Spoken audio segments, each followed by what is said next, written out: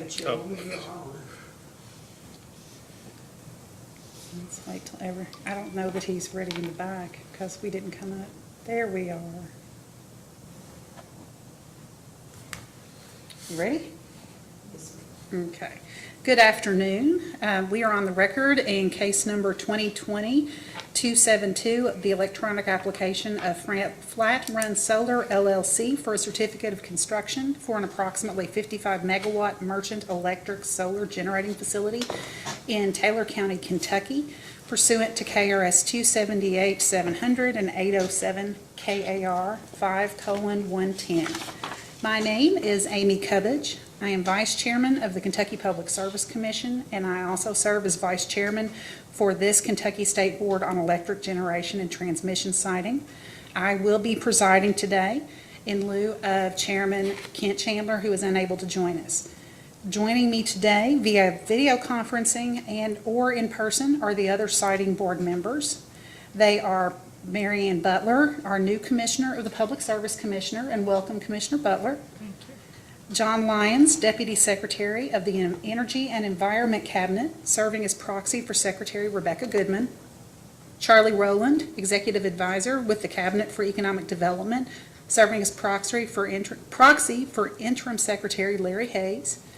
Taylor County Judge Executive Barry Smith, one of our ad hoc appointees, and Blanche Minor, our other ad hoc appointee. Normally, we would caution you to please set your cellular phones to silent mode or turn them off, which we obviously want you to do, but due to the current state of emergency, we're hosting this hearing via video. And so since this is a learning experience for all of us, there's a few things that I'd like to warn you all in addition to the normal admonitions regarding cell phones, just to make sure we get a clear record and to avoid feedback for the video conferenced hearing. So please, if you are not speaking, mute your microphone. For the attorneys, when you're interjecting, please state your name so the video record is clear. If you are using a phone for audio and a computer for the video, please turn off your computer audio so we don't get feedback. And likewise, if you're in a room with more than one person on their computers, only have the audio on one computer, or otherwise there will definitely be feedback. If there's someone in a nearby office, close the doors between the offices, again to avoid feedback. Once you're in the GoToMeeting software platform, go to your settings to ensure the microphone is on the microphone you plan to use. There's a pull-down feature in the GoToMeeting settings that will list all of the available microphones. Use wired headphones or earbuds for better sound quality, so you don't lose power during the hearing. Keep a charger nearby in case the charger for your battery runs low. And please alert us if you are experiencing a technology failure that prevents your active participation at any time in the proceedings. And attorneys can contact staff at the previously provided cell phone number. Again, this hearing is for the purpose of taking evidence on Flat Run Solar LLC's application requesting a certificate of construction for a 55 megawatt merchant electric generating solar facility to be located in Taylor County, Kentucky. At this time, could we have the entry of appearance of counsel? Given the unique challenges of conducting the video hearing, I will also ask when you enter your appearance, identify the witnesses you have brought with you to the hearing. For the applicant, could I have the entry of appearance? Yes, good afternoon, Your Honor. This is Gregory Dutton with the law firm Frost Brown Todd on behalf of the applicant. I have with me today 3 witnesses, Paul Coombs, Carson Harkrader, and Benjamin Lindemeyer. And for the siting board staff? Cornelius Mance? And will you have any witnesses? No. Okay. I have been advised that public notice has been given and filed into the record. Is that correct, Mr. Dutton? And Mr. That is Mance? correct, Your Honor. Okay. And are there any outstanding motions? There's one outstanding motion for confidentiality and also a motion for deviation. Okay, and we will take those up in due course. Requests to provide the commission with public comments were to be requested prior to the start of the hearing and no later than 30 minutes prior to the start of the hearing. The instructions and email address to send a request are located on the website, where you can also find the information to submit emailed public comments. Mr. Mance, have we received any requests to make a public comment? None of us here. Okay. Well, I think with all of the preliminaries taken care of, Mr. Dutton, you may call your first witness. Thank you, Your Honor. Our first witness will be Carson Harkrider. Okay, Ms. Harkrader, could you please raise your right hand? Do you swear or affirm that the testimony you're about to give is true and correct under penalty of perjury? Oh, you're still muted. Thank you. Yes, I affirm. Okay. Please state your name and address for the record. My name is Carson Harkrader. My business address is 400 West Main Street, Suite 503, Durham, North Carolina, 27701. Mr. Dutton, you may ask your questions. Thank you, Your Honor. Ms. Harkrider, for the record, who do you work for? Carolina Solar Energy. And what is your title? I'm the CEO and business owner. How long have you been in that position? A little over 3 years, 3.5 years. And what was your role with the Flat Run Solar Project? My company has been the early stage developer of the Flat Run project. Okay. Can you please explain in more detail your company's role in developing this project? Sure. Thank you. Yes, so good afternoon, Vice Chair Cuppage and members of the Siting Board. Thank you very much for the opportunity to speak at this public meeting. And I want to take this opportunity to touch on a few points. Of course, I'll be available for questions as well. My comments will be fairly similar to the comments I made at the Horseshoe Bend public hearing, which was in April. But I know we have 2 new commissioners and some new commission staff who may all be getting up to speed on utility scale solar in Kentucky, which is new for Kentucky. So hopefully this information is helpful to you. It's a great pleasure to be here today. My team has put countless hours into the Flat Run project over the last 3 years. I'm very happy to speak with you a little bit about it. To start out, I want to explain my company's role in the Flat Run project. My company, Carolina Solar Energy, is what I would call an early stage project developer. And we made a decision about 3 years ago to decide to start looking for new utility scale solar sites in Kentucky. We completed early screens. We had conversations with Kenya Stump at the State Energy Office. And from there, we identified a number of sites that passed our screens, and we started reaching out to local landowners to see if they would be interested in having a solar project on their land. We signed lease and purchase agreements with landowners, and we completed a lot of other development steps, such as submitting an interconnection application to the utility, completing environmental due diligence. We worked with Taylor County to pass an industrial revenue bond and a pilot agreement for taxes. And my company also created and submitted the Siting Board application that we're here discussing today. My company, however, will not build, own, and operate the project. And that work will be completed by NG North America, who now owns the company Flat Run Solar LLC. And that company is the Siting Board applicant. And Ben Lindemeyer from NG is here and will speak a bit later and talk about his company's role in the project.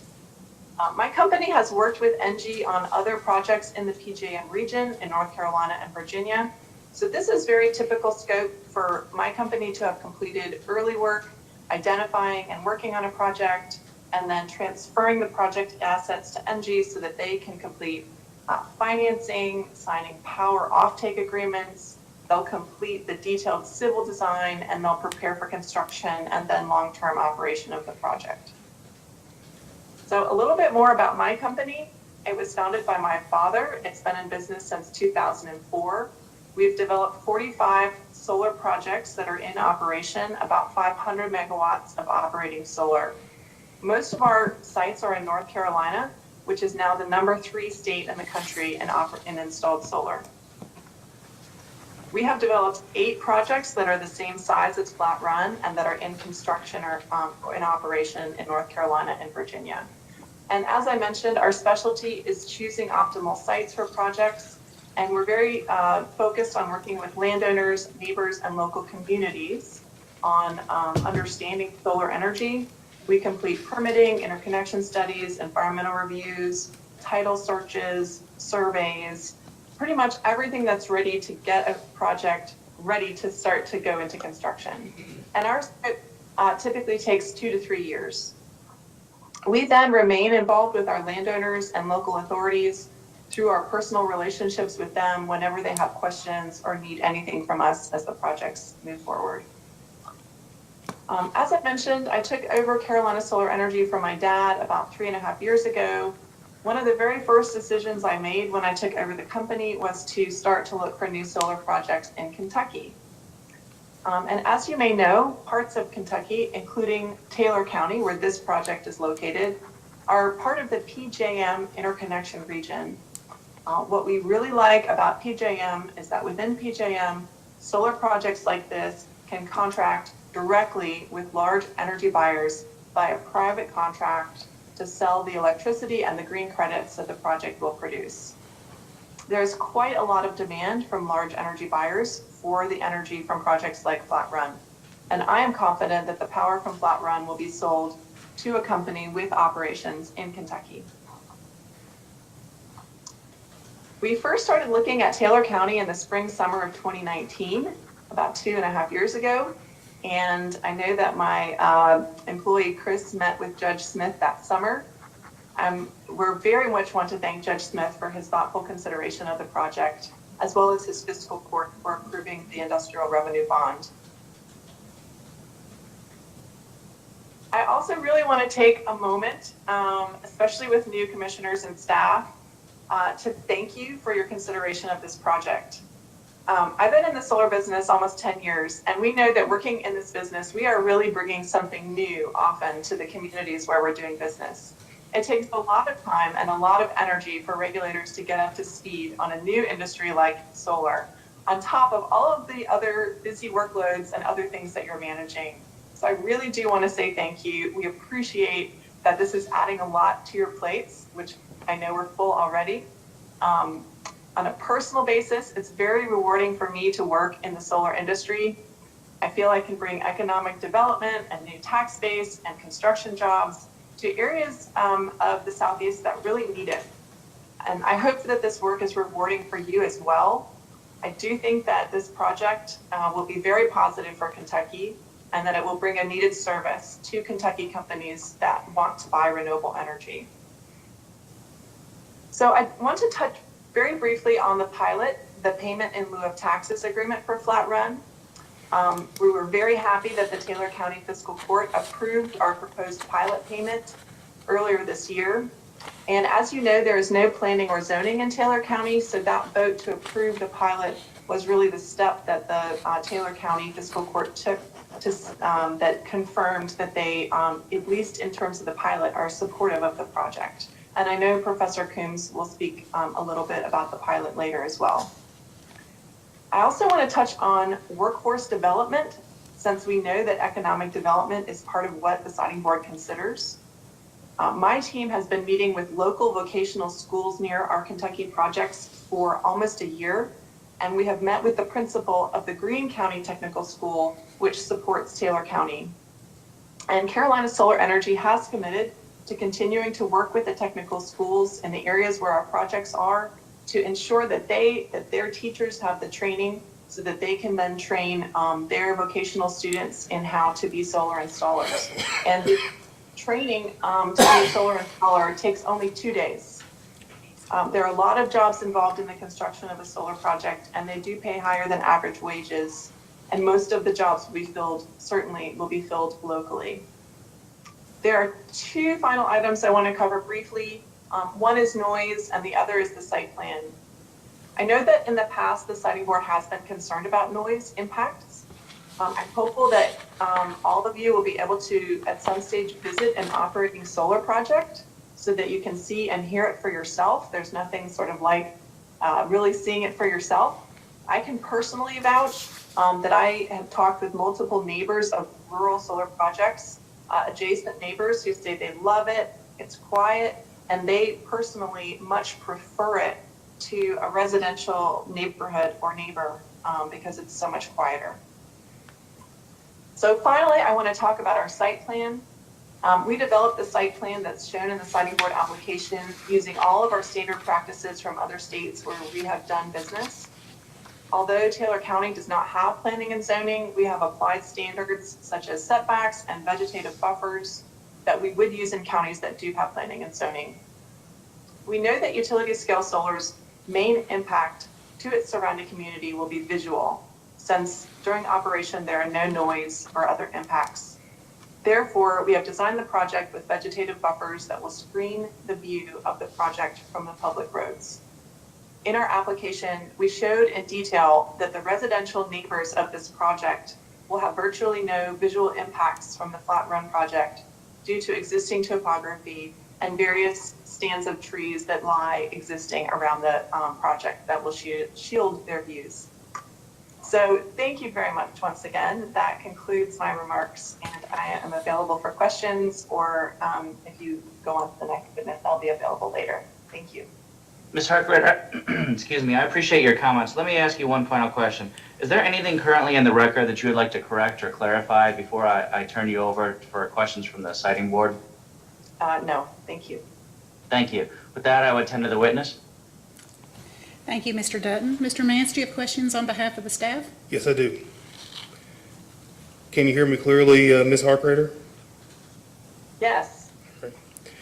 Excuse me. In responses to the second request for information from siting board staff, it states the potential footprint is 456 acres. Are you familiar with how many acres are expected to be contained, or expected to contain panels and equipment on the project? I'm looking at the site plan, and because the final site design is not complete, I think it's a little too early to say exactly the acreage that will have panels, but actually Ben, who will speak later from NG, will be completing the final site design, and I don't know if he has that number yet. But I do not have the answer, I'm sorry.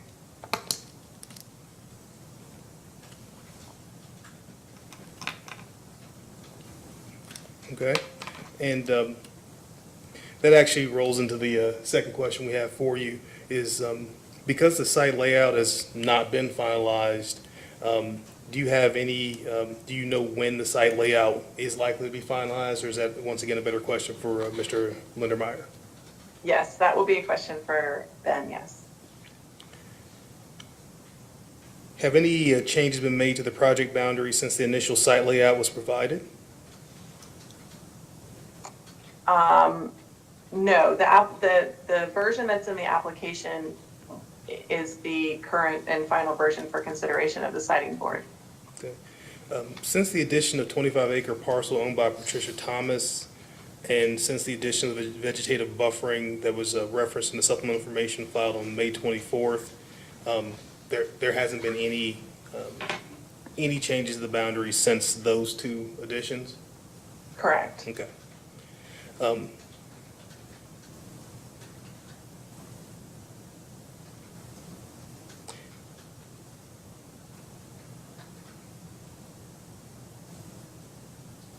Okay. The additional vegetative buffering that we just discussed regarding Patricia Thomas was meant to address the view of the substation from the four houses south of West Solomon Road. Was the additional buffering discussed with the property owner? Was that additional buffering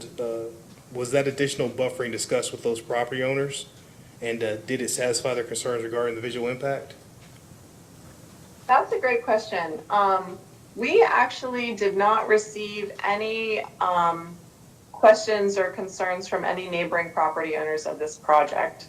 So we added that additional vegetative buffer during the process of answering those questions and finalizing the application, just as a proactive step. But we did not receive any communication from those neighbors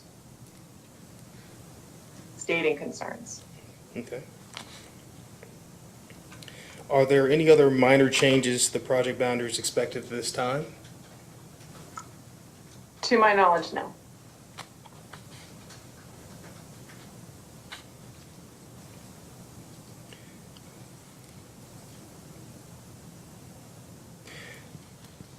When you stated, there was a period in your response, there was a request for any minor changes to be treated essentially immaterial. When that was stated, were you aware of any changes in the plans that will need to be submitted to this? Were you aware that any changes in the plan would need to be submitted to the siting board? And a possible motion to approve the changes may be necessary in the future once the plans are submitted?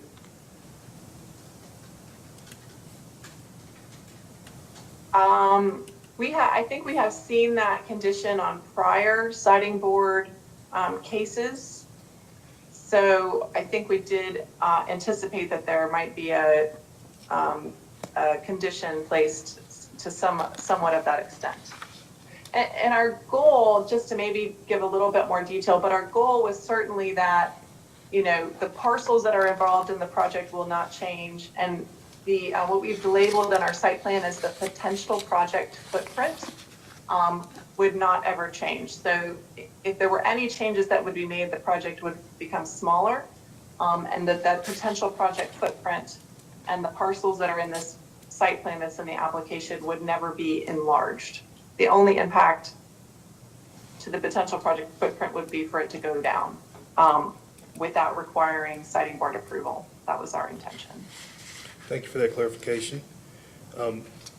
Regarding compatibility with scenic surroundings, in responses to the consultant report, Flat Run it was stated, Flat Run is happy to discuss concerns and potential mitigation measures with any project neighbors harboring concerns. Flat Run will offer additional vegetative screening where logistically feasible and not in conflict with the construction and operation requirements. Vegetative screening can not necessarily be added in all project locations. When submitting that response, what project locations were you referencing regarding where vegetative screening cannot be added? Typically, we are not allowed to add vegetative buffer within the transmission easement. The utilities, and you can see on the site plan, there's some light blue lines that kind of go through the project and connect with the site plan. Sorry, I'm pointing to my screen.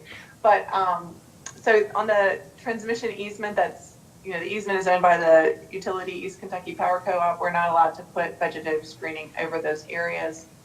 There are also some other areas of the project where, because there were really either no residential neighbors or the existing residential neighbors were totally screened by existing vegetation or topography, we suggested that in those areas a vegetative buffer would not be needed.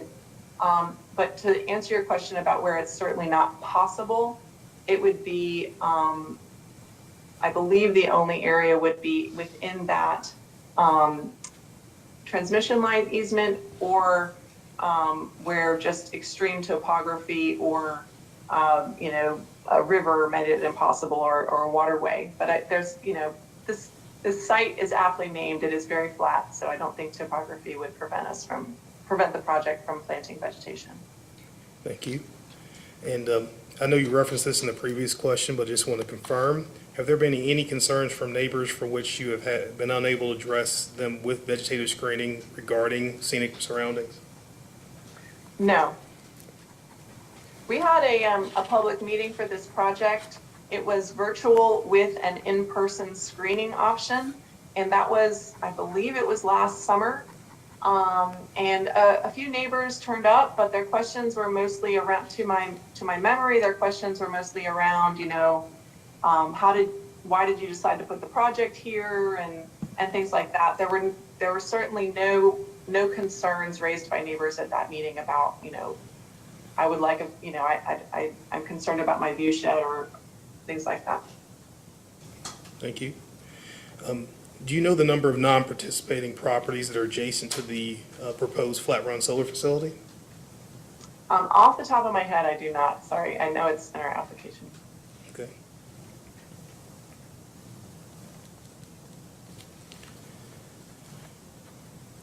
Are you familiar with whether Flat Run Solar has contacted any of those non-participating property owners that are adjacent to the proposed solar facility to discuss visual or noise impacts, both during construction and during operations associated with the solar facility? We have reached out to the adjoining property owners with 3 different letters. One was sent sent prior to the virtual and with an in-person screening public meeting that we held. And then we sent 2 letters at the time of the application, one by regular mail and one by a certified mail. Some people, don't accept certified mail, so we just send both. And so that was the only communication that we've had with all adjacent neighbors. There was also a, public notice in the newspaper both times, as well as we put up a map of the site plan at the Taylor County Fiscal Court at the entrance for the 3 days prior to our public meeting. So that was the extent of our outreach. We have not, I think we put in our application that we are willing to reach out to neighbors prior to operation and prior to construction, or that the project is. And did you receive any response from any of those property owners? The only response we received was the people that attended the public meeting. We did not receive any written response or phone calls from anyone other than the public meeting, to my knowledge. And again, at that public meeting, were there any concerns expressed by those property owners? No.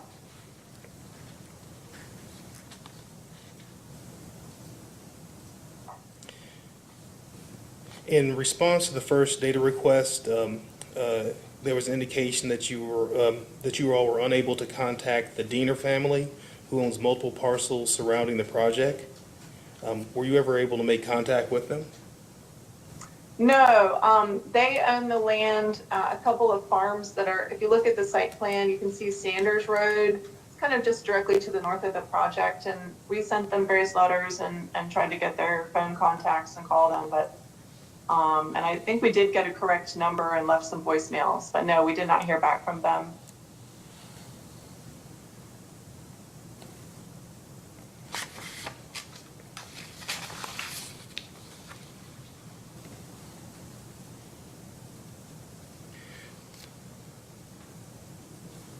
All right. Regarding expected noise from construction and operation, in your motion for deviation, section B1, it states construction activities are anticipated to be transient in nature and of a limited duration, ending once construction has been completed and taking place daily during the hours of 7 a.m. to 9 p.m. In a more recent filing, to the response to the consultant's report, you have stated that you are aware of the recent decisions by the siting board requiring working hours of 8 a.m. to 6 p.m. Monday through Saturday. Is Flat Run committed to maintaining those working hours? I might pass on that question and pass it to Greg and Ben, if that's okay. I just want to make, because I think they filed that response, and I want to make sure that they're answering that.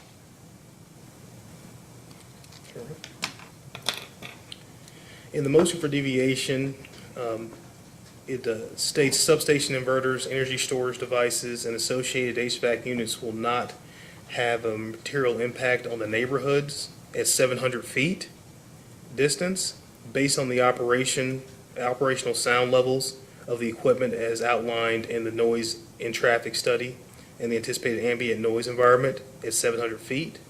The sound level contribution from this equipment will be less than 1.5 decibels, below the average human ear sensitivity to sound levels. However, when you compare this to the site assessment report, it states closer distances for various equipment to the nearest residence. For a central inverter, there's a proposed setback of 300 with a sound level of 45 decibels up to 51 decibels. For the string inverter, 150 feet for 40 decibels. And the energy storage HVAC 300 feet for 37 to 43 decibels. Because of this surface level conflict, can you explain what the 700 feet distance proposed in the motion for deviation measures? What that 700 feet is in reference to? Just to make sure we get that all those calculations right, I think it would be best, unless Ben can answer that, I think it might be best for us to answer that in a written response after the hearing, because I I want to make sure we get it right and not sort of try to answer here on the fly, and go back and understand why we put that number there. Mr. Mance, could you please repeat the question, and while you continue with your testimony, I'll see if I can find anything to reference in the rest of our pleadings so that Mr. Lindermeyer can address your question. In the motion for deviation, it states that a substation, or in reference to motion deviation, there's substation inverters, energy storage devices, and associated HVAC units will not have a material impact on neighborhoods at a 700-foot difference. But then in the site assessment report, there are closer distances listed. The proposed setback for 300 central inverter was 300 feet. The string inverter is 150 feet, and the energy storage HVAC is 300 feet. The decibels for the 700 foot is 1.5, but the decibels for the setbacks for these three pieces of equipment are 45, 40, and 37 at the minimum. So we're just looking for clarification regarding what the 700-foot distance is. Specifically, can you explain what the 700 feet distance proposed in the motion for deviation measures? If it's not the setback from for the nearest resident for these pieces of equipment. Yeah, I think I understand the question, and I think I have the answer, but I would suggest that you continue questioning with Ms. Harkrader, and I will see if I can't get the answer to that before Mr. Lindermeyer testifies. Thank you. Excuse me.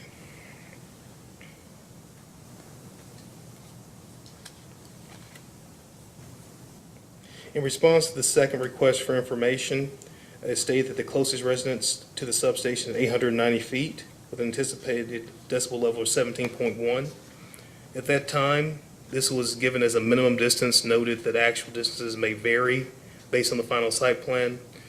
Again, I realize this question would be better served for Ben Lindermeyer, but the question is, has the final site plan been completed?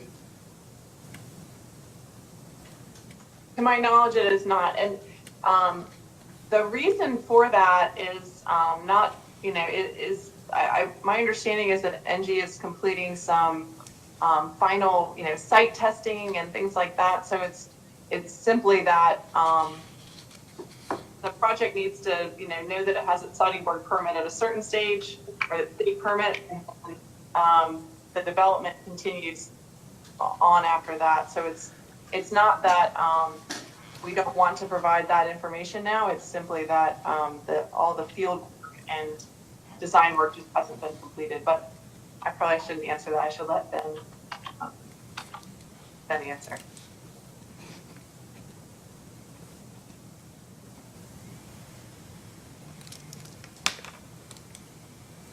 All right. In lieu of that, I'll move on to some other areas and just return to this question regarding distances for Mr. Lindermeyer.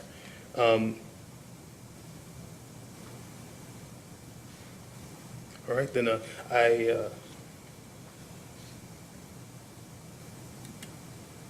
apologize for reviewing to see what I need to pass on to Mr. Lindermeyer so we don't ask the same questions and receive the same answers repeatedly.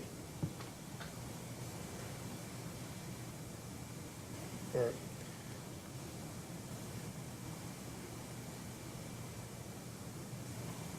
For in a state of proposed setbacks for inverters and energy storage is below the threshold for human ear to increase in noise. Is this for all but one residence, for which distances were given?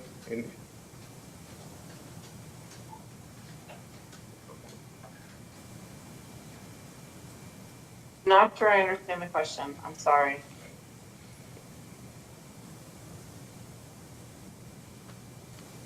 Okay, let me just read the question in this entirety here. Has there been a decision made regarding the central inverters and the string inverters and the specific distance in which they will be the setback for those? Ben will need to answer if NG has made the determination, the final determination of central inverters versus string inverters. But our intention in the application was to set a sort of a, what you would call like minimum standard or maximum impact, so that the project could then be designed within certain parameters. And for inverters, that's pretty typical of how we typically, like in counties with planning and zoning, in other states where we do business, if we get a special use permit or a similar permit of our site plan from the particular county, they will not say a certain inverter setback. They will just simply say a maximum setback, and within that we can design the project. And that's kind of what what our industry is typically used to working with, is sort of a minimum standard or maximum impact. You can't put an inverter any closer to a residential home than this, and then the site plan can just be designed within those parameters. That's kind of where those parameters that we designed, that's the idea behind them. It's just to give a maximum impact so that the planning board and the neighbors know, well, I'm never going to have it close within this, and then the project can go developed within standards. Okay. And now, let me repeat the following question.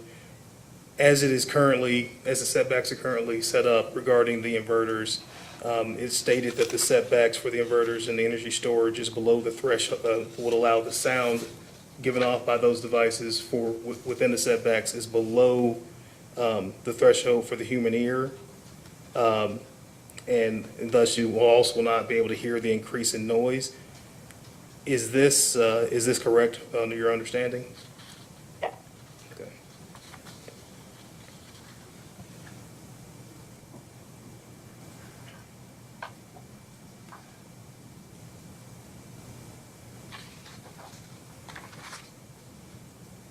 In response to the consultant's first request for information, it states that 150 setback does not apply to participating homes. Landowners are aware of setbacks and spacing of equipment on their properties. 3 landowners with homes near the 150 feet from the solar equipment on their property. Do you know how far each of these three residences are from the nearest solar equipment? I actually do not, but I do know from my staff's conversations with them that they have specifically said, please leave as much of the land as you can. But we can certainly provide those distances in the post-hearing information. And are you familiar with which of those is the closest residence to the equipment? I believe so. There's the 3 that are have projects on their properties are all on Hobson Road. 2 lie kind of to the north of Hobson Road and 1 to the south. I don't know out of those 3 which is the actual closest. They're all fairly close. And you said that potential noise impacts have already been discussed with these homeowners? Yes.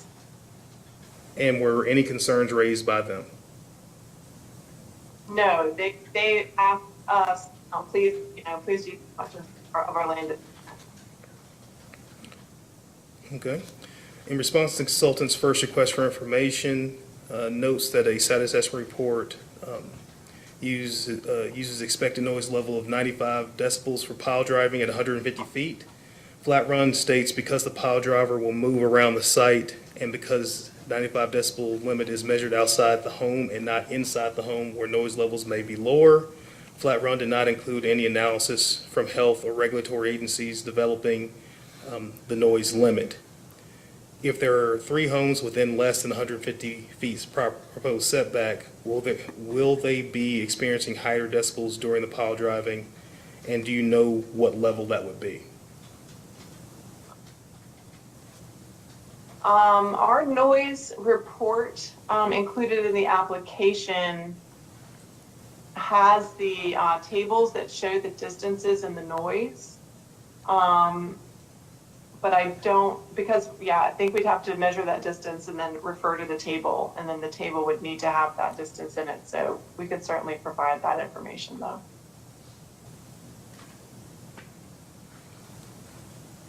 And do you know of any method to mitigate the level of noise for these areas during construction? Yeah, I know that's been discussed before at the siting board. From my experience in North Carolina, as I mentioned, we're the #3 state in installed solar in the country. And,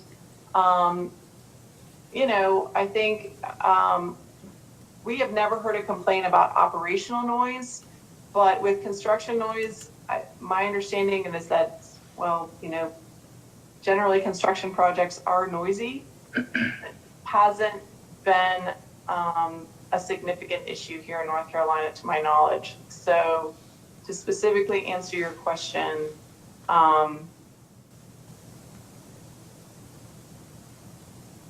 yeah, we did not measure that for those 3 homes. And there's been no, in your history of working with these projects, there's been no method employed to mitigate the level of noise for the construction? Oh, I'm sorry, yes. In my personal, I know there's been some methods proposed by other companies at the siting board, but in my personal experience, I have not heard of any methods being used to reduce noise during construction. Other than what I've heard through different siting board cases here in Kentucky. Okay. And so specifically regarding, in response to the consultant's report, Flat Run's assessment is that parking trucks at the perimeter of the site does not seem feasible because there are no roads that could carry a large truck located in the right places around the perimeter of the site. Additionally, the well-established installation companies we contacted had no experience using sound blankets and generally believed it would be an impractical approach to mitigating sound.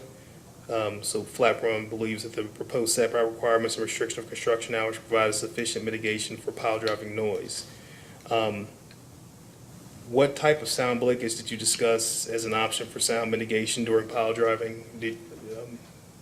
What sound blankets?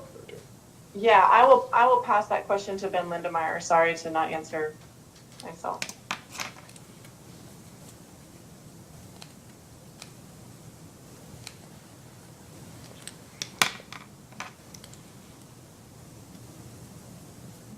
In response to requests for information, Flat Run acknowledges it was aware of the discussion at the hearing for Ashwood Solar, case number 2020-00280, regarding methods of sound reduction during the pile driving process.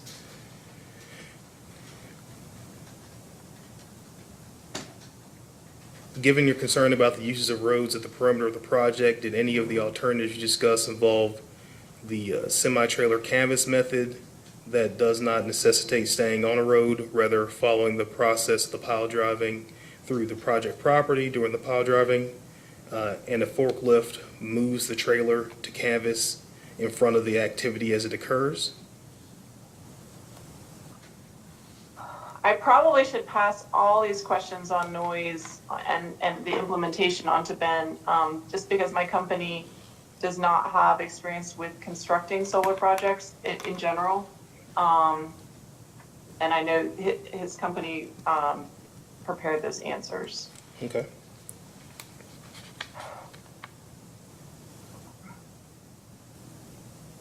We might have prepared them together, but I think he would be the better responder.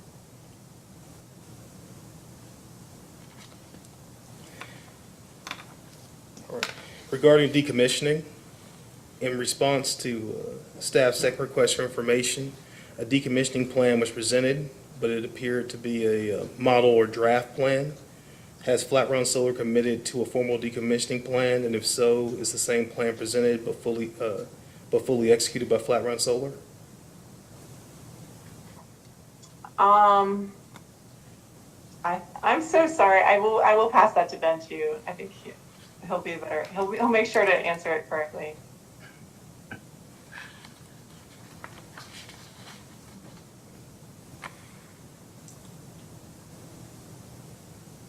Were you involved, just to see if there's any need to continue with any of the decommissioning plans? Was Mr. Lindermeyer and NG responsible for essentially composing the responses regarding decommissioning? Yes. Okay.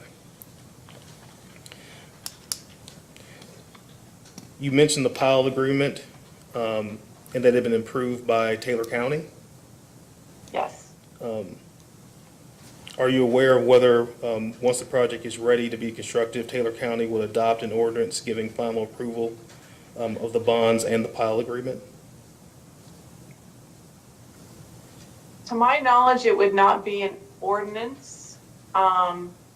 They have approved the agreement and a memorandum, but I do know that there are other steps that will follow as the project goes into construction. I'm not sure if it's an ordinance, but I think that there are further steps that they need to take before it actually goes into effect. I have no further questions. Thank you, Mr. Mance. At this time, we'll move on to the board members. I don't believe, even though I'd said this originally, Mr. Rowland has made it onto the go-to meeting, so I will ask Mr. Lyons if he has any questions. Yes, thank you, Vice Chair. Hi, Ms. Harkrider, how you doing? I'm fine. Carson, I don't know, maybe you won't be able to answer all these questions, and maybe I should direct them to others. But you did mention in your opening statement about off-takers, private off-takers. You were confident that there would be some for the solar development. Has there been a PPA executed for this, these megawatts? My understanding is that it has not been executed at this stage, but Ben can certainly confirm that. Okay. Also, I had some questions regarding the phase one or the environmental cumulative assessment. Would that be better directed to somebody else or to you? I think with those, it's probably either way, should be okay. Okay, well, I'll shoot for you, and if you need to direct it somewhere else, we can. I noticed in the Lineback and Funkhauser report, on the phase one report, it mentioned an old manure lagoon on the property. And they recommended just simply capping that. That's not very descriptive, quite frankly. I would imagine that that pond would have to be dewatered before that could be done. Have there been any plans made for that old manure lagoon at this point?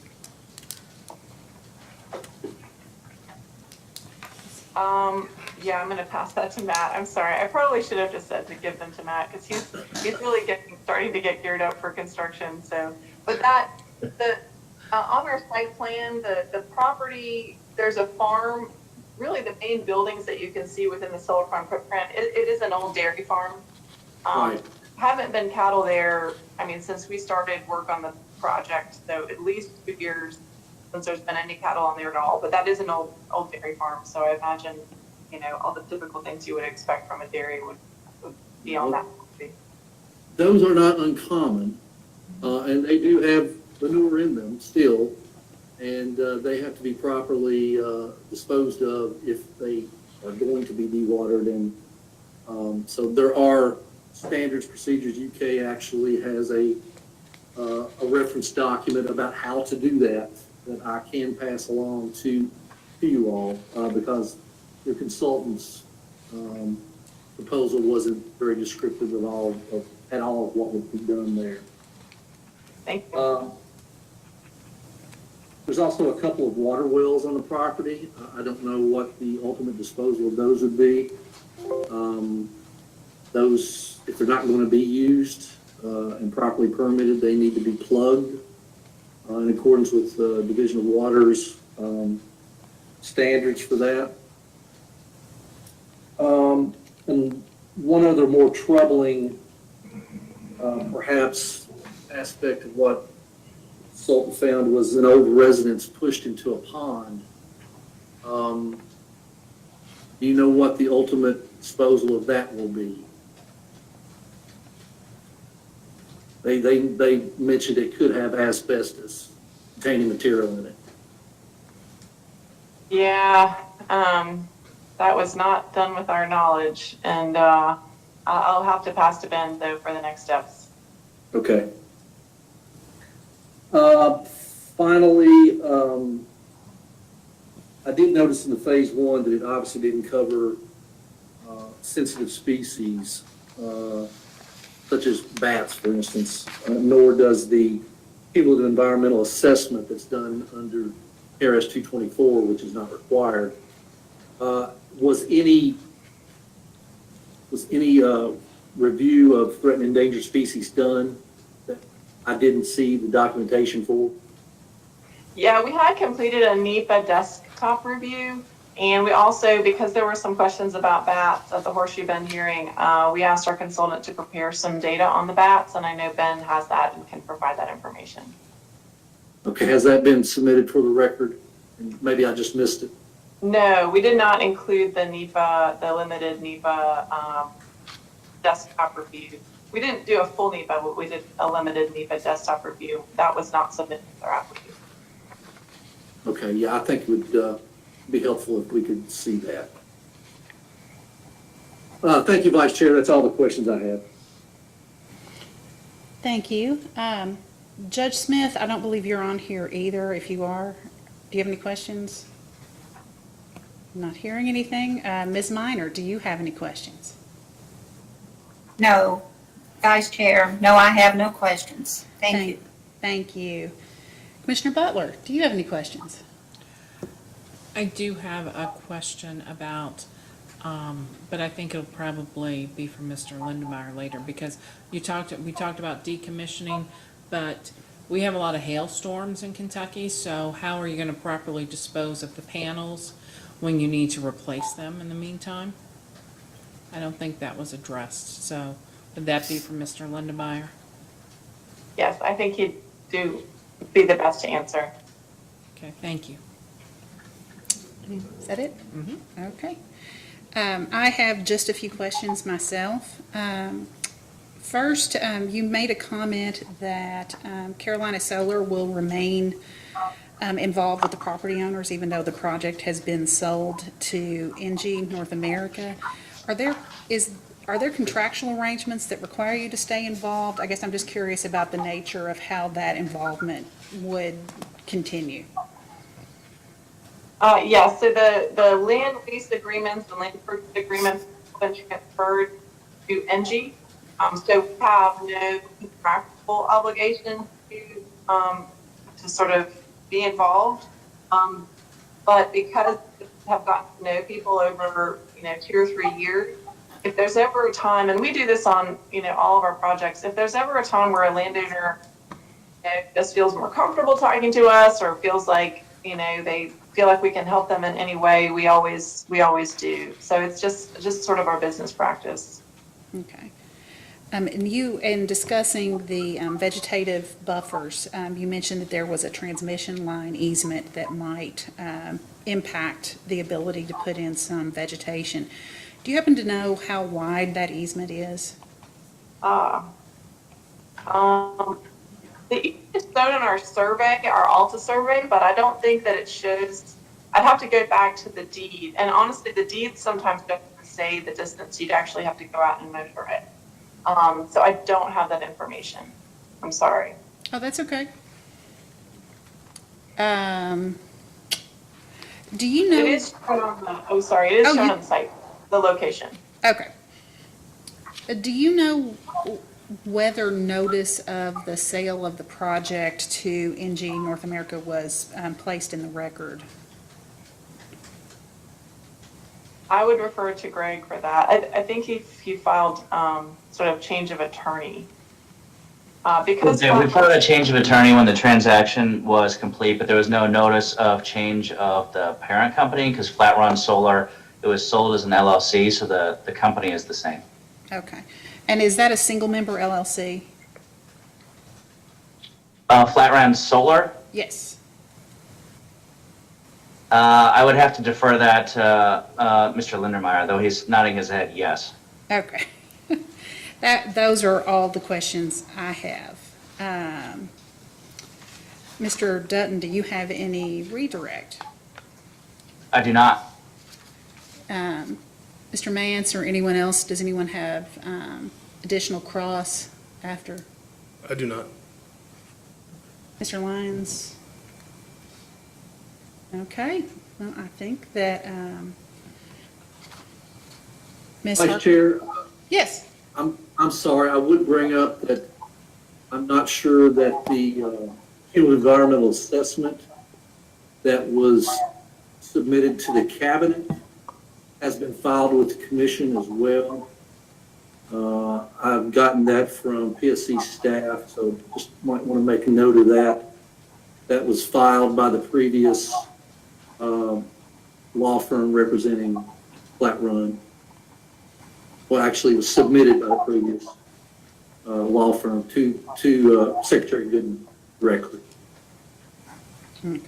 Yeah, and we submitted the cumulative environmental assessment at the same time as the application. Oh, into the docket or into the, to the siting board. Oh, was that? I saw phase one, but I did not see the cumulative environmental assessment. Okay, yeah, the full cumulative environmental assessment should have been filed together with the original application. It was filed in 2 volumes. Volume 1 was the application and volume 2 would have been the cumulative. Perhaps I just missed. I believe that's correct. Yeah, I think typically it's done as an attachment to the site assessment report, so I'm trying to pull it out now and see if that was done. Or is that done when we did the motion for deviation? Sorry, I may be misspeaking. That could be.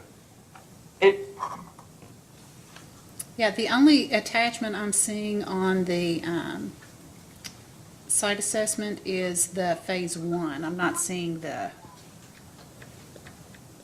document. Yes, I'm sorry to interrupt, Your Honor. The cumulative environmental assessment was attached to the motion for deviation.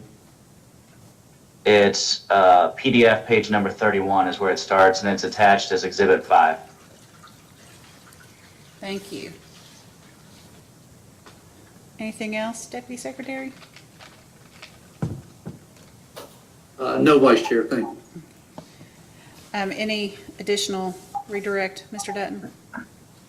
No, Your Honor. Thank you. Okay. I would ask if you'd like the witness to be excused, but I suspect that she is probably staying on either way. I believe that she is. Okay. Well then, would you like to call your next witness? Yes, thank you. Our next witness is Paul Coombs. Okay, Dr. Coombs, could you please raise your right hand? Do you swear or affirm that the testimony you're about to give is true and correct under penalty of perjury? Yes, ma'am. Could you please state your name and address for the record? Paul Coombs, 3604 Trail Ridge Road, Louisville, 40241. And Mr. Dutton, you may ask your questions. Thank you. Dr. Coombs, who do you work for? I'm just a private consultant, retired economics professor from the University of Louisville. And how long have you been an economics professor, and how long have you been acting as a private consultant? Well, I was an economics professor for about 30 years and retired about 8 years ago, and did consulting before and doing more consulting now. So throughout my career, I've always done some consulting. And what is your role with the Flat Run Solar Project?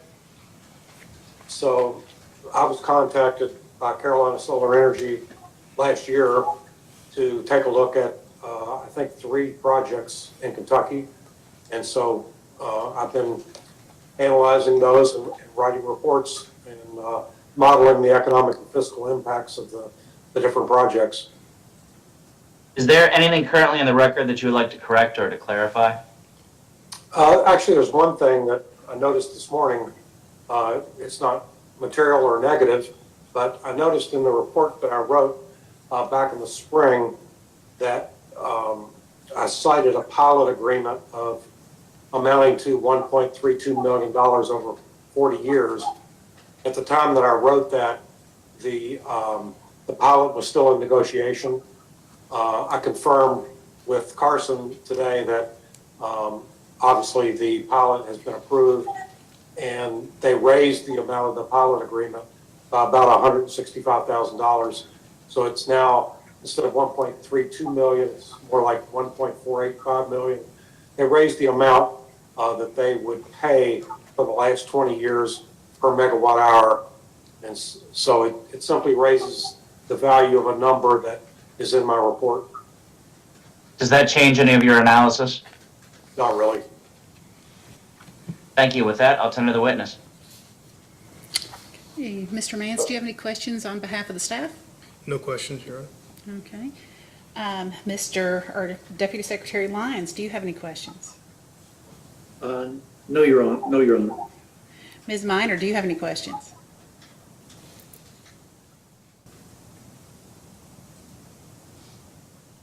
No, thank you. Commissioner Butler, do you have any questions? No, ma'am. I have no questions. So there is most likely not any need for redirect. There is not. Okay.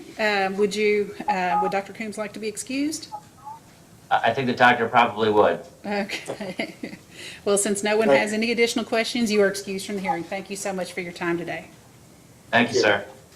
Mr. Dutton, would you like to call your next witness? Yes, thank you. My next witness is Benjamin Lindenmeyer. Okay, Mr. Lindermeyer, would you please raise your right hand? And you might want to take yourself off mute. Since the first meeting I'm chairing, I'm like starting to notice little things I need to know. Do you swear or affirm that the testimony you're about to give is true and correct under penalty of perjury?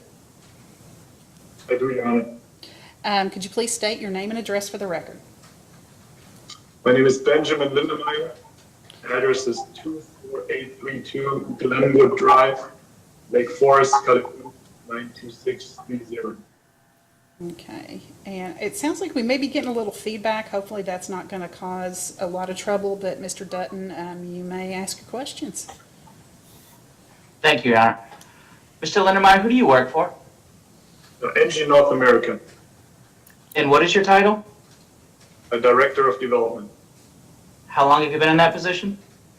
With NG for about 2 years, and overall in that function, similar function for about 10 years. And briefly, what was your role with the Flat Run Solar Project? I will be the lead developer in the project. I will take the project over from Carolina Solar Energy, and I will be in charge of completing any environmental or permitting work, and coordinate with internal and external teams on engineering, construction preparation, and support the financing process as well. Okay. And we may need you to speak up just a little bit, Mr. Lindenmeyer. It is a little bit hard to hear you. And is there anything currently in the record that you would like to correct or to clarify? Nothing. Then can you please explain in a little bit more detail your company's role in developing this project? Absolutely. First of all, good afternoon, Vice Chair Kovich and Deputy Secretary Lyons, Mr. Mance, Ms. Blanche, board members. Thank you very much for taking the time for hearing us today and considering our application. As Carson said, we know it's new technology, a new topic for you all, so I appreciate you taking the time, and I hope our answers today will be helpful. As I said, I work for NG North America.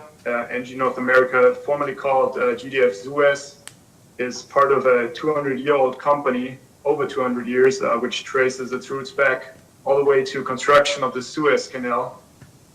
Today, NG employs about 160,000 people and generates revenues of about $64 billion US. NG is the largest independent power producer worldwide, with a power generation fleet of about 101 gigawatts, which would translate to about 2,000 flat run projects. In North America, NG has operated for about 45 years. The North American headquarters is in Houston, Texas. with about 4 gigawatts or 4,000 megawatts of wind and solar projects in operation currently and about 10,000 megawatts under development. ENGIE covers the whole spectrum in the project development cycle. We do develop projects, we finance projects, take care of the design, procure major material. We market the power. I know there was a question about power purchase agreement earlier. I can speak to that later. And we monitor and manage construction, but construction itself is subcontracted to specialized construction companies. So ENGIE is not a construction company.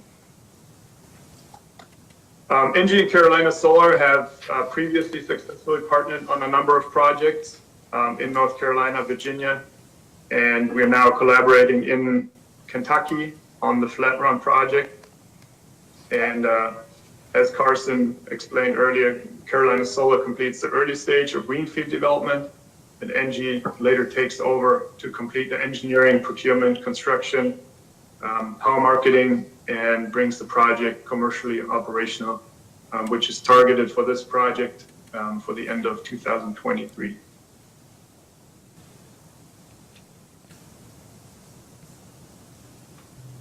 Mr. Dutton, you're muted. Sorry. Thank you for that, Mr. Lindermeyer. So I wanted to touch on just a couple of topics that Mr. Mance raised, just to make sure that we get correct answers into the record. There was a question about the number of acres that will be covered by panels. Do you know that information at this time? I do not for this project yet, because as you stated as well, the design is not finalized. The timing for that will be roughly the third quarter of 2022. And usually on a project this size, you target what's called a ground cover ratio of about 30 to 35%, which would mean that this percentage of the total acreage is covered in modules. And that just helps to prevent that the module rows shade themselves and basically create losses, but front rows shading the back rows. So about 30 to 35% is a good target. Might be a little bit more if the site is space constrained, but that's a good rule of thumb. That's helpful, thank you. There was also a question about central versus string inverters. Do you know at this time which one will be used? We do not.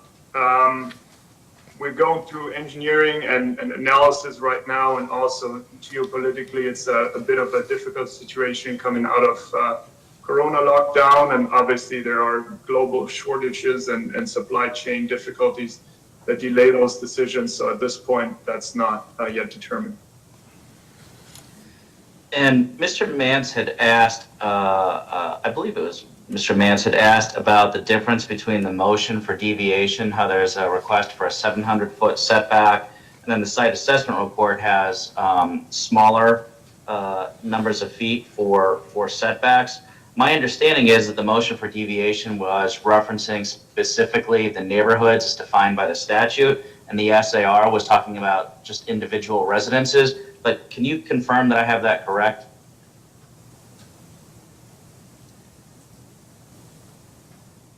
It's my understanding that the motion for deviation references the neighborhood as defined by the statute versus the site assessment report referring to individual homes.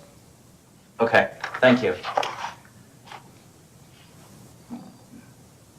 There was also a question about the decommissioning plan that was entered into the record, whether or not that was a draft or final plan.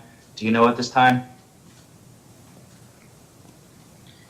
It was a draft, but it was tailored towards the project, so it's very close to its final version, and it can be executed as a final version as it stands right now.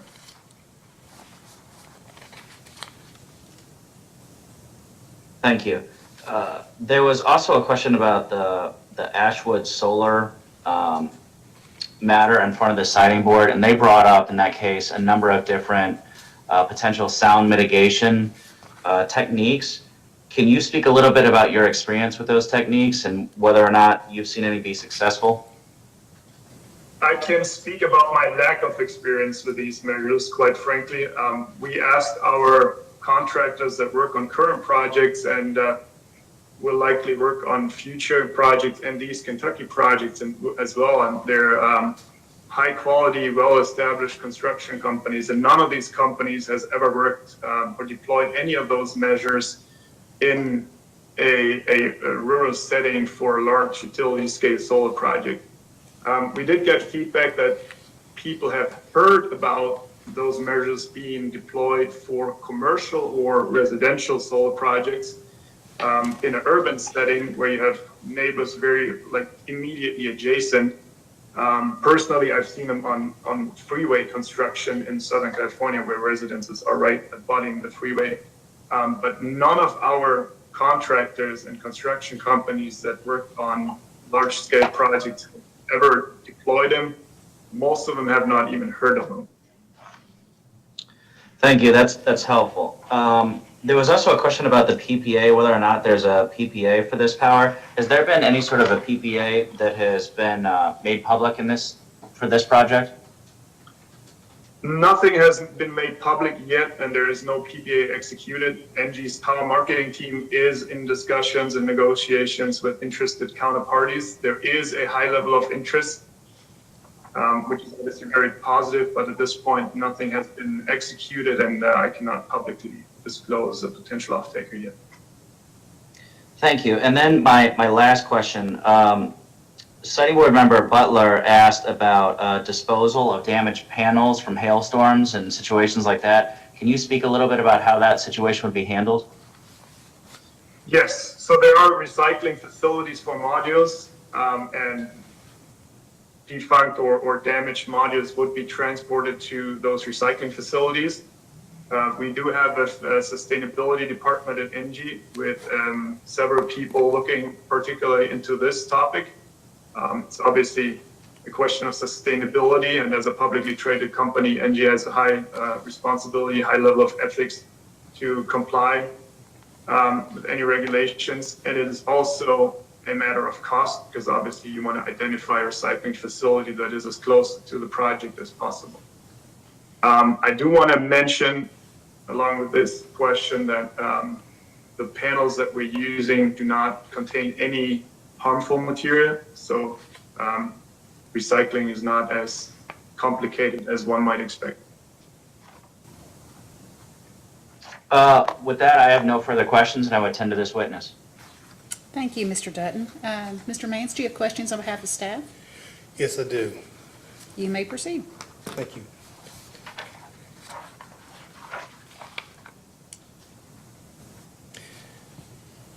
Mr. Lindenmeyer, you've indicated that the project, the ENGIE Northern America has purchased from Carolina Solar, the Flat Run Solar project. At what point in the application process did ENGIE purchase the Flat Run Solar project?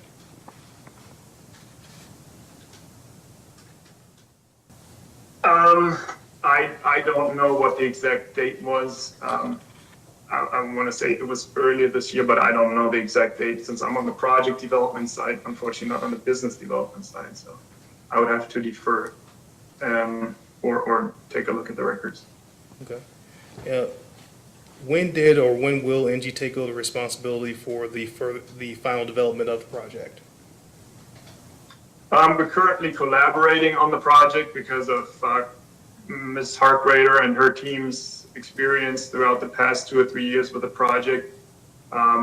That's why we're not making it a abrupt cut, but we're basically collaborating, and Carson and her team will phase out as myself and our teams will come into the project. So it will be a smooth transition. Do you have an approximate period in which that will finalize, or is that not definite yet? That's not definite, and there will not be a final point because the historic knowledge for the project is just too valuable to just make that an absolute cut. So on previous projects that are even in construction or close to operation, I still rely on Carson and her team for information, and we discuss different matters. So that's just valuable knowledge that I just don't want to give away selfishly as well. When will Flat Run Solar file notice that the company was sold and has a new parent entity? I'll need to defer to Mr. Dutton on that one, but yeah, I'll defer to him. We can do that at the leisure of the siding board. Yeah, we might be able to take care of that through whatever post-hearing data requests there may or may be. I'm assuming there may be a couple.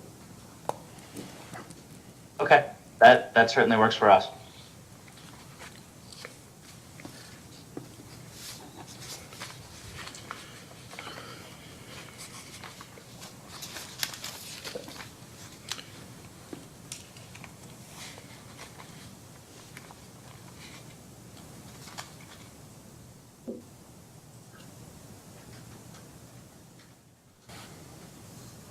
Apologize, I'm reviewing the questions, because you answered several of these questions during your statement on the record.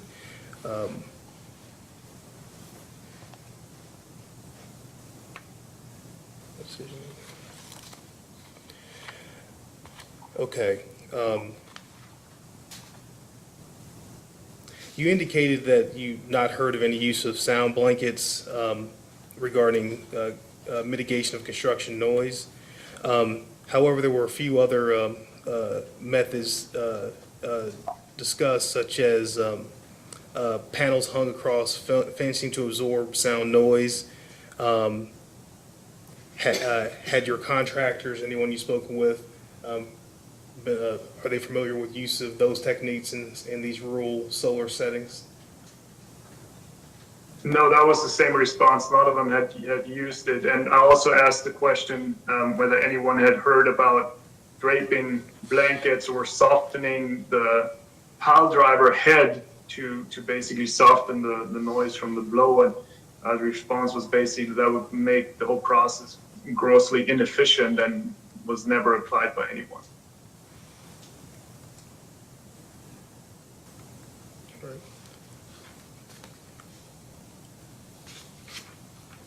Has Flat Run Solar contacted any of the landowners specifically and advised them of the noise regarding construction?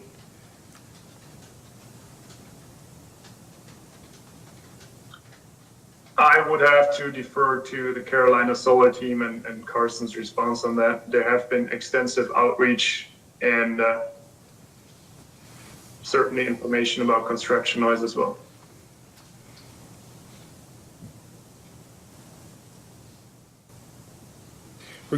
So let's refer to decommissioning and go into some of the details here. Regarding decommissioning, you indicated that the draft plan could be adopted as is because it was tailored towards the site.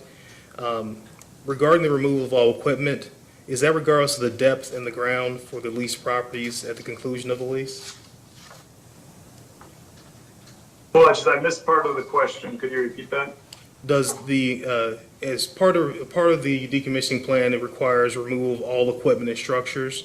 Does that include regardless of any of the depth in the ground from the leased properties at the conclusion of the lease? Yes, sir, that is correct. And regarding the bonding and financial assurance, in the model draft decommissioning plan presented, it appears the primary beneficiary is the owner of the allocation areas, with the secondary beneficiary being the county. And the terms state that if the owner forgoes usage of the security to implement decommissioning within 12 months, the county may elect to initiate. And security is to be recalculated every 5 years. If the formal decommissioning plan has not been executed, does Flat Run Solar commit to these terms for that project and for the formal decommissioning plan? Yes, that will be possible.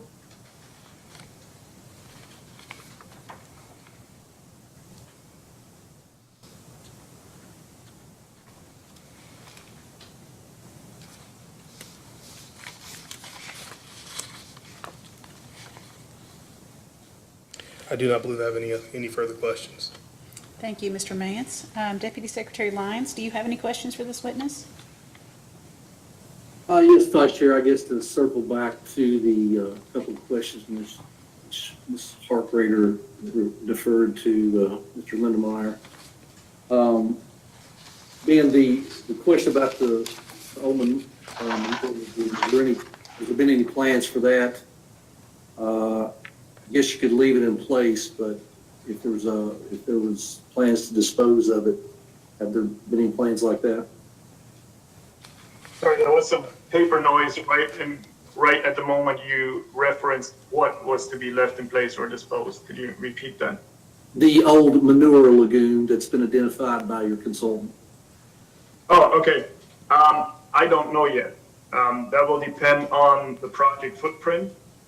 If it will be in the way of the project footprint or just close enough to have any risk that anything would leach into the project footprint or somehow affect the project footprint, we would do a phase 2 analysis, which is on top of the phase 1, requires environmental consultant to go on site and conduct soil borings, analyze the soil, and then if the lagoon needs to be abandoned, decommissioned, however you want to call that, we would obviously do that in collaboration with the county health inspector or the health department in charge and the Division of Water.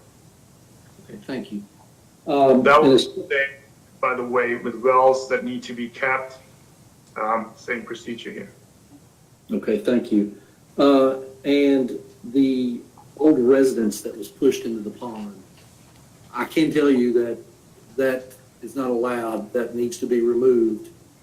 And it can be simply buried on site next to the pond, if you will, but it cannot remain in the pond. I did want to pass along that.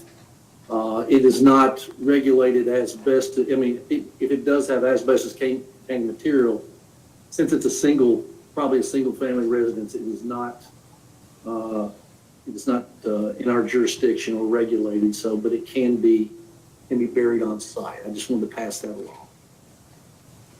Thank That's you. all I have. Appreciate it. That's all I have, Vice Chair. Thank you. Ms. Minor, do you have any questions for this witness? No, not any. Thank you. Commissioner Butler, do you have any questions for this witness? No, ma'am. Okay. I do have one final question. Oh, sure. I apologize. That's okay. This was regarding, specifically regarding construction noise and the hours of construction. Ms. Harkrader indicated that she believed that was the case, but she did say that I need to follow up with you regarding this since you're the one taking this forward. Construction activities are anticipated, and you've indicated from 7 a.m. to 9 p.m. However, you're familiar with our commission standard of 8 a.m. to 6 p.m., Monday through Saturday. Is Flat Run Solar going forward committed to maintain those working hours? I believe in one of the responses, that was exactly the question, and we committed to accepting 8 a.m. to 6 p.m. as previously suggested, and I believe it was part of the Horace Shoe Bend response or permit as well. So that would be acceptable, but obviously not perfect, and I hope we don't see further restrictions because that's obviously death by 1,000 stings to the project. So, but that threshold would be acceptable. Thank you. I have no further questions. Okay. I have just a few questions. My first question is, does NG expect to operate this facility once construction is complete or expect to sell that to another operator? NG operates its power plant fleet. Okay. We have a control room in Houston, and that was the 101 gigawatts that I referenced earlier that NG operates. This is just a real small follow-up. You mentioned with regard to recycling panels, you said that there were no harmful materials, so they were easier to find a recycling facility. By that, do you mean that they don't contain any materials that would be considered hazardous waste upon recycling or disposal? Is that what you meant by that? That is my understanding, yes. Okay. I have no further questions. Mr. Dutton, do you have any redirect? I do not, thank you. Does anyone else have any further questions for this witness? Okay, hearing no one speaking up, thank you, Mr. Lindermeyer. I believe have any reason, Mr. Dutton, that we can't let him be excused? I do not, Your Honor, no. Okay, and I believe, is that your final witness? Yes, that's correct. That was our final witness. Okay, then I believe that is the end of our witnesses for this hearing. We can take care of a few housekeeping matters, and we'll close this hearing. First, I just want to confirm, I did not note that you introduced any exhibits. Is that correct, Mr. Dutton? That's correct. No exhibits. Okay. I know that a final order has to be entered soon. Mr. Mance, do you have that date? September 29th? Okay. Will you have some requests for, some data requests post-hearing? Yes, there will be, and we should be able to have that issued by September 10th. Okay. Mr. Dutton, if you get those on the 10th, when do you believe that you would be able to respond to those? Mr. Mann, can you give me some estimate of how many questions we should expect?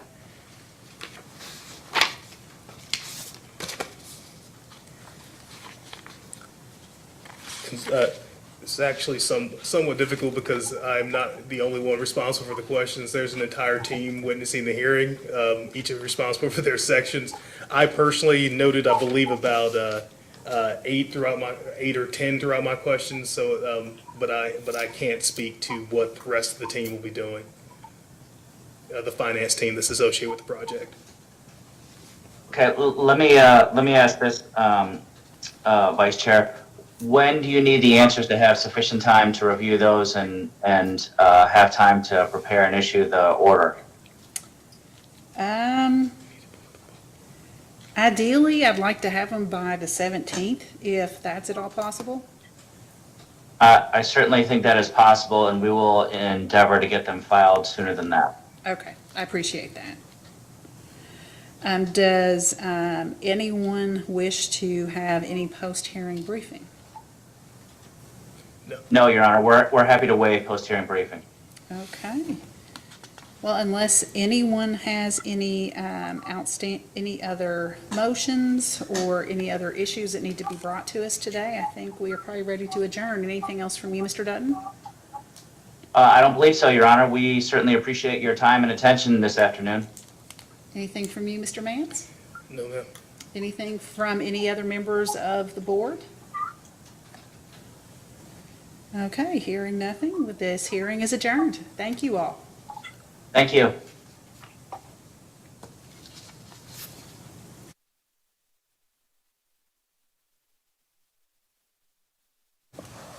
The